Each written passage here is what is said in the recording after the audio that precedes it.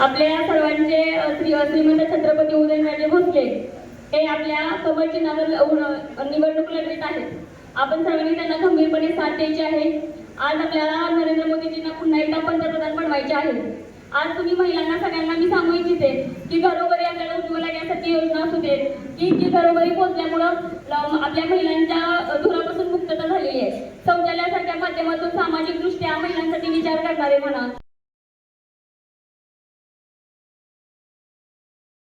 संरक्षण देणारे, आपल्या युवा पिढीच्या हिताचा विचार करणारे, आपल्या देशाला विकसनशील करून विकसित देशाकडे नेणाऱ्या आपल्या पंतप्रधानांना आपल्याला पाठिंबा द्यायचा आहे, पुन्हा एकदा पंतप्रधान करायचं आहे. त्यासाठी फक्त एकच लक्षात ठेवायचं की आपले श्रीमंत छत्रपती उदयनराजे भोसले यांना प्रचंड मतांनी बहुमतांनी विजयी करून द्यायचं आहे. आज आपले राज्य काय म्हणायचं, आज जो प्रश्न कुठं सुटत नसेल तर तो प्रश्न कुठं सुटतो तर फक्त उदयनधारा. आज लोकहितासाठी, लोककल्याणासाठी, लोककल्याणाच्या हक्काचे एखादं व्यासपीठ असेल तर ते म्हणजे उदयन महाराज. अन्यायाला माथा फोडणारे म्हणजे उदयन महाराज. आज आपण सगळ्यांनी त्यांच्या पाठीमागे खंबीरपणे उभं राहायचं आहे. आणि राणी साहेबांना मी या कार्यक्रमाच्या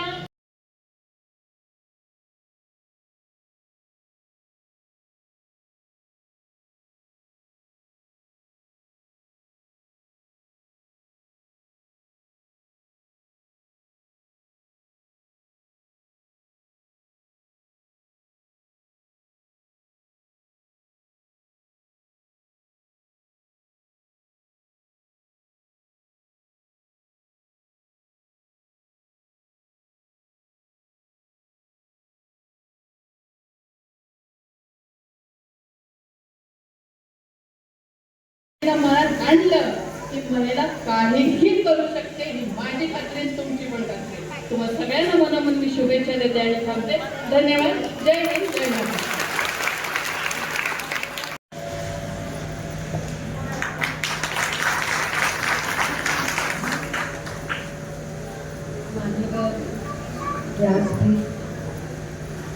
समोर बसलेली माझी माता बहिणी सर्वांना प्रथमचा माझा नमस्कार. आणि मी खूप आभारी आहे की तुम्ही माझ्यासाठी एकत्र आला आणि उदयनराजेसाठी एकत्र इथे आला आणि आम्हाला वेळ दिला. ऐकू येतं?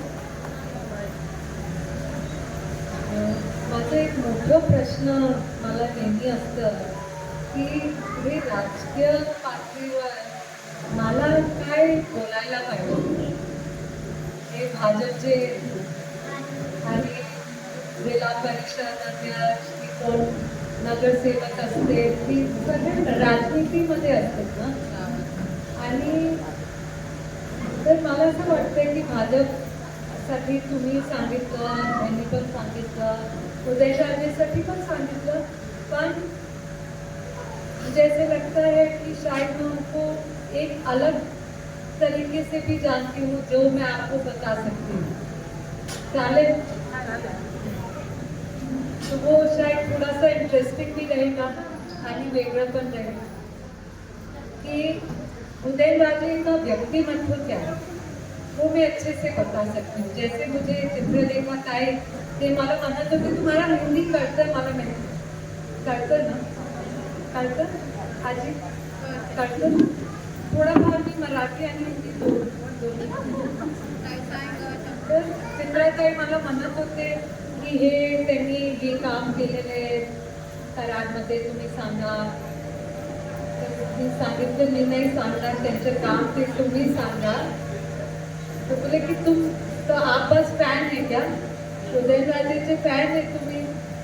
हाँ सही बोला आपने, सही पहचाना भी. अभी कोई औरत अगर 21-22 साल के शादी के बाद बोल सकती है कि हाँ मैं फैन हूँ, तो हाँ मैं भी बोल सकती हूँ. औरतों का सम्मान, औरतों को आदर और कैसे बढ़ावा देना, जो मैंने उनसे सीखा देखा है. और इतनी खुशी से और इतना बड़े दिल से कि कभी उन्होंने किसी महसूस नहीं करा. समजलं? कधी मला असं वाटलं नाही की ती मला काय माझ्यासाठी काय करते.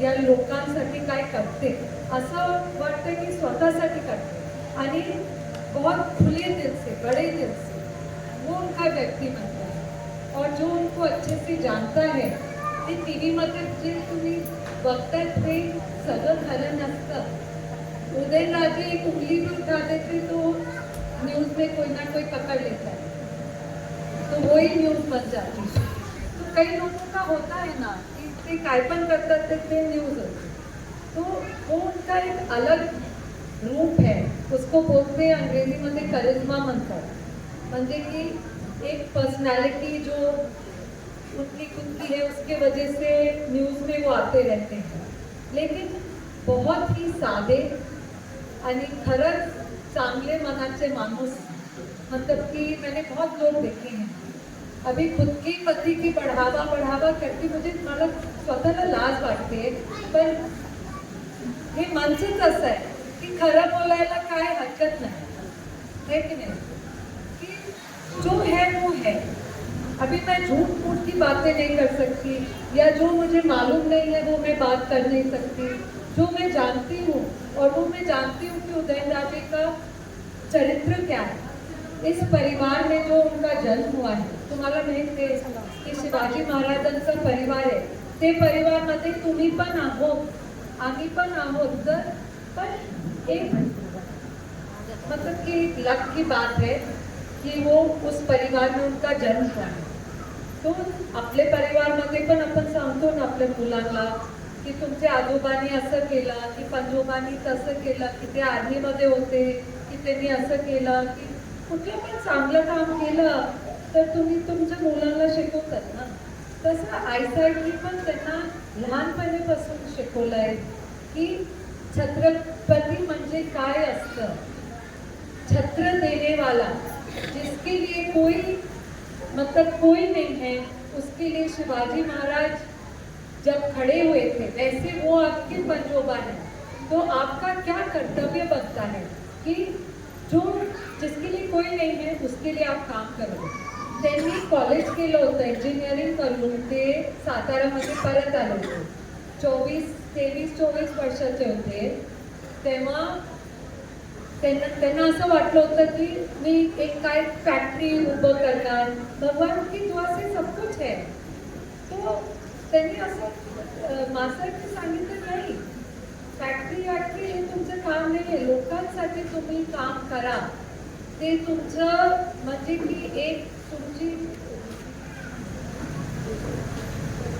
कर्तव्य तुमचं कर्तव्य आहे तर असं तेव्हा थोडंसं रडले पण होते अभी कोई न्यूज़ पकड़ के 100% उसको पढ़ा बना पर खरं सांगते इस अपने आप ये चीज़ आप समझो ऐसी नहीं है कि वो राजनीति में पावर के लिए निकले हैं इसलिए कि भगवान की दुआ से मान सम्मान आदर इस परिवार को मिलता ही है ऐसे नहीं है कि सम्मान नहीं है नाम नहीं है सब कुछ है सब कुछ होने के बाद फिर क्या करना चाहिए लोगों के लिए काम करना चाहिए और क्या करना चाहिए तो उस सोच और विचार से हमेशा अपने नेता जो सिर्फ की नाम कमाना है अपना नाम बढ़ाना है उसके लिए अगर पढ़ते हैं तो वो पावर के लिए पढ़ते हैं अगर लोगों के काम के लिए पढ़ते हैं तो उसका आपको समझना चाहिए व्यक्तिमत्व कैसा होना चाहिए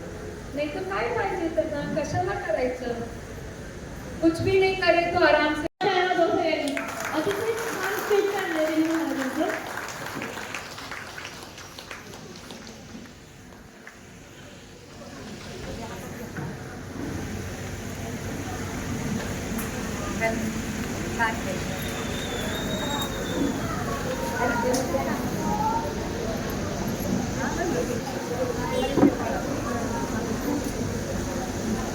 तर महायुतीचे उमेदवार श्रीमंत छत्रपती उदयनराजे भोसले यांना आपल्या आज महिला मेळावा आयोजित केला